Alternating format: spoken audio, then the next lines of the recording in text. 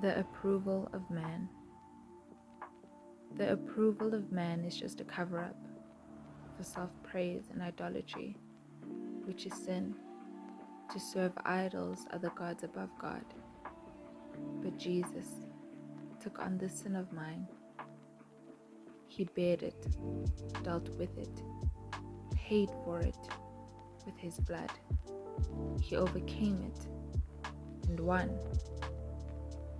So when I rush to exchange the throne of Jesus for the approval of man, may I remember one thing, that Jesus has slain it so that I don't have to be a slave to it. And that the fact that Jesus died for me and my sins means that I have always been worthy and approved by him. Hi guys, and welcome back to my channel. I hope you guys are good. I hope you guys are great. So in this video we'll be doing something a little bit different. It's not really like an active all over the place video like last week's video, and if you haven't checked that out, you can do that right here. But in this week's video it'll be more of a sit down session. We're gonna have, more of a discussion type feel. And in today's video I'm going to be talking about insecurities, all things insecurities. How I've struggled with insecurities at different stages in my life, how Christ has healed me and grown me from like some of these insecurities that I've experienced. And lastly, I just want to offer some words of encouragement for anyone who has experienced this, because I definitely feel like every human has. So if this is for you, then stick around. Okay, so first of all, let's start off by defining what an insecurity is. So Google helped me define this, but by the Google definition, insecurity is the uncertainty or anxiety about oneself / lack of confidence. And as I read this definition, like how many of us can actually relate to this feeling? And as I actually read this definition, how many of us can actually relate to this experience or feeling? So as I tried to think back and tried to like retrace where my insecurities began, I think they definitely started in primary school. And like I remember I was like in grade 4 or 5 and I just cut my hair. I just cut my hair because it was time for a new beginning, as some people would like to say. But yeah, genuinely my hair was just messed up, so I had to cut my hair. So I had my cute little fro going on. I thought it was cute, I was living my best life at home. I had like no like insecurities about it, if I can say, until I actually got to school. And so many children mistook me for a boy if they did not look twice. And it also didn't help that I was tall. So not only did I kind of look like a boy, I was tall, so that was adding to the fact that I looked like a boy.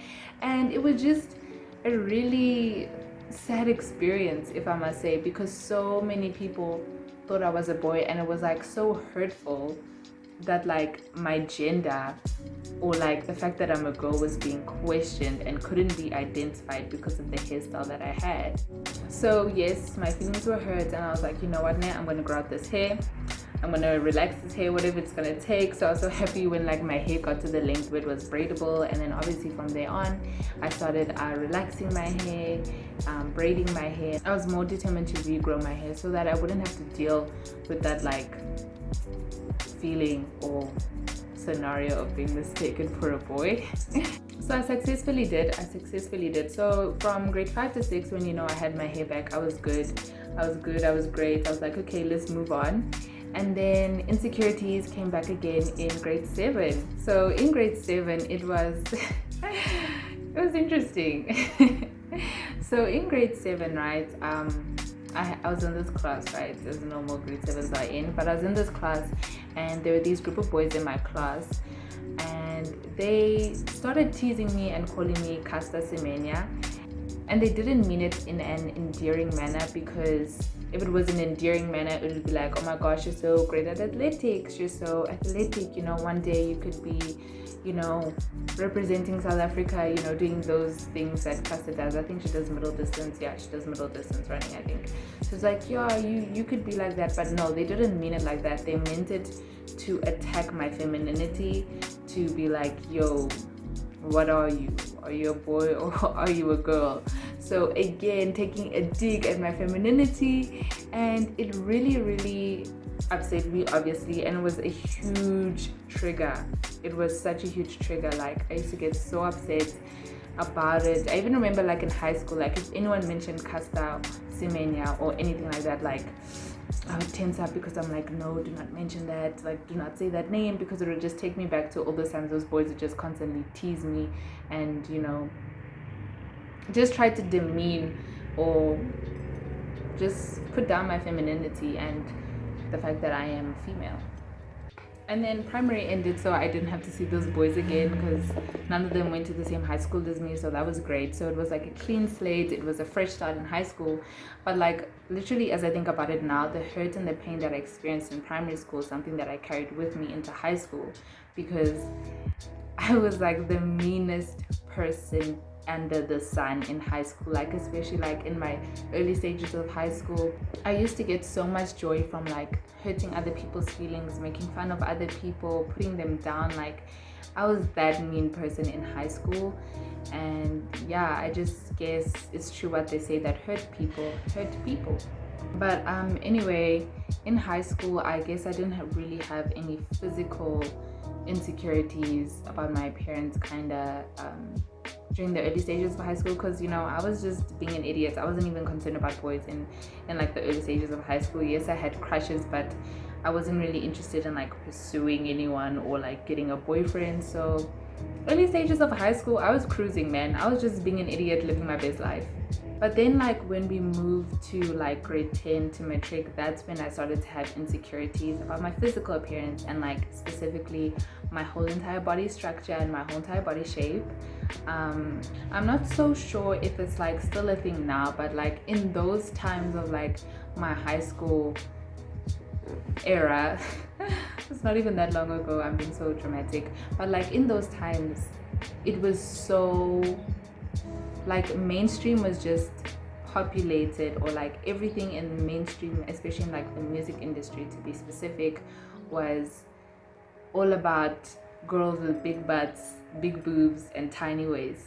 Like, if you had that body, then you were like the most desired, and it's literally all you'd see in music videos like all the time. And obviously, like when you're in high school, you're really into the mainstream, you're watching music videos, you're listening to the hottest music with your friends, so that type of stuff was always being perpetuated on TV, on social media. And as a slender black girl, it got to me at some point. So yeah, it was just hard for me as a tall, slender black girl, because I didn't meet this new standard of beauty, because since it was perpetuated a lot in mainstream media, it became a lot of people's new standard of beauty. And this was the thing of like, okay, if a girl looks like this, then she is hot. So I didn't meet this new standard of beauty, and it did bring about some insecurities within me, that I was like, okay, no one thinks I'm attractive now because I don't look like this and this. So it was a little bit challenging in that time. And I had a lot of conversations with my friends in high school about this. It was hard because it was kind of unspoken that if you didn't look like this, then no one would approach you or look at you twice or find interest in you. I guess it just hurt as a young adolescent girl, because this is like the phase in life where, you know, you're starting to feel things, you're starting to notice boys more than often and stuff like that. So to kind of have this idea that, you know, you're not really the new standard of beauty or something like that, it was hurtful, and it kind of sucked. So in university, I still kind of had these insecurities within me, even though by like the end of high school I knew, okay, you're beautiful, you're cute, you're snatched, like no one's questioning that anymore. My insecurities were not so much with myself, but my insecurities were what people thought of me. I don't think if that makes any sense. So yeah, in university, my insecurities moved from not questioning that if I'm beautiful, but questioning if other people can actually see my beauty, if that makes sense. Like, I remember one time I was visiting a friend at Rez, and then like these guys got into the lift, and you know how guys are, like they check you out, you know, they hint, ha ha ha, whatever it may be. And then like when they got out the lift, I told my friend, I was like, you know, dude, every time like guys look at us or like give us attention, I feel like they're not looking at me. I feel like they're just giving all their attention to you. And she was like, nah, dude, don't think like that. Like, you know, you're beautiful and all that type of stuff. But it's just this weird insecurity of like, do people find me attractive? Like, I don't know if that makes sense. And it's still kind of an insecurity I'm trying to navigate, and it's still an insecurity I'm trying to navigate and understand. And my other insecurity that I experienced in university, which is not really so much on the physical but more on the mental and intelligent aspect of things. For me, it was really questioning like if I'm smart enough to be in university, because it was really hard for me in first year transitioning from high school to university, because I went from being a student who would get 70s and 80s consistently in high school to being someone who was like failing every other chemistry test, you know, just it was just a mess, you know. And I passed first year by the grace of the Lord, guys, I really did. But it was just so difficult for me in that time, because it was like, am I really smart enough to be here? Am I really capable of being here? I really questioned that, and it really was a miserable time for me in first year, because I was just struggling with adjusting, and I felt like, why am I not at the same standard or producing at the same standard that I was in high school? But here I am in varsity. I thought I was a smart person in high school, but here I am failing, like failing every other test, struggling to pass. And it just really grew into a thing of like, am I actually smart enough? And it still persisted in second year a little bit, like in the undertones. It wasn't as deep as first year, but yeah, that was definitely a struggle. And it also didn't help that I would constantly compare myself to other people and their successes and how well they were doing. So it just made the whole situation worse. Even though these insecurities and struggles that I faced are valid, they in no way, shape, or form have the right to have the final say about who I am. I remember last year just pondering on the idea of insecurities, and I remember that the Lord revealed to me that, you know, insecurities often contradict or very highly contrast what the Lord actually says about us. And I might be a little extreme by saying they might actually insult God. So like, don't get me wrong in the fact that yes, people may have hurt us or done things to us that have really affected the way we see ourselves.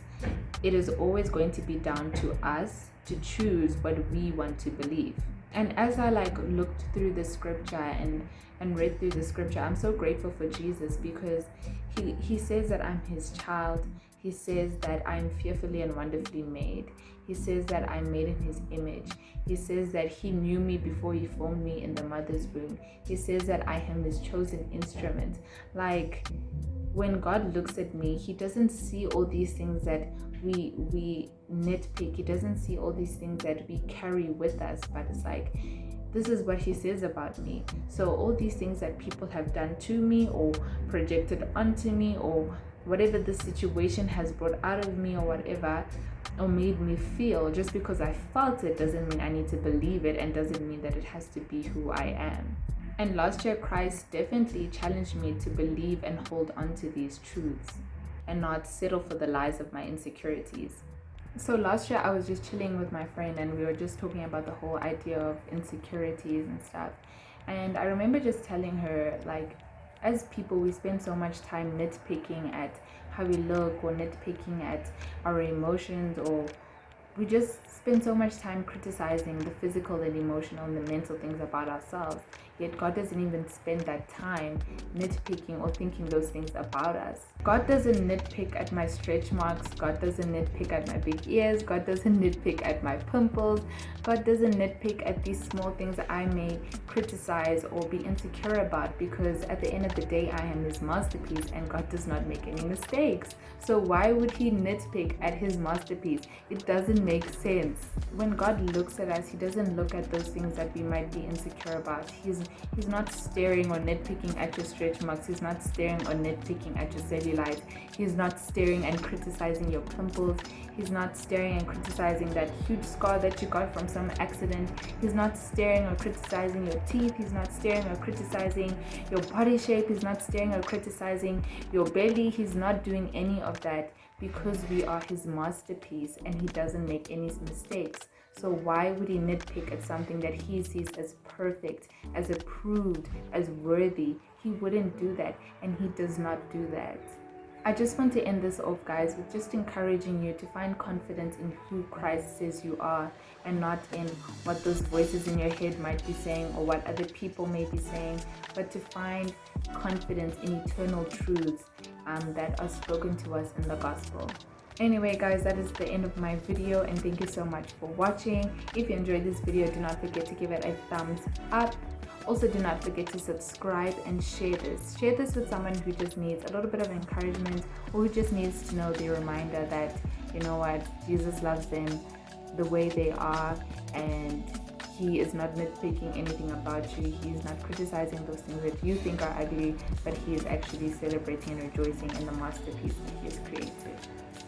And of course, we cannot go out without a shout out. This week's shout out goes to Ntabi Nkosi. I see you, girl. Thanks for commenting. Do not forget to comment, guys.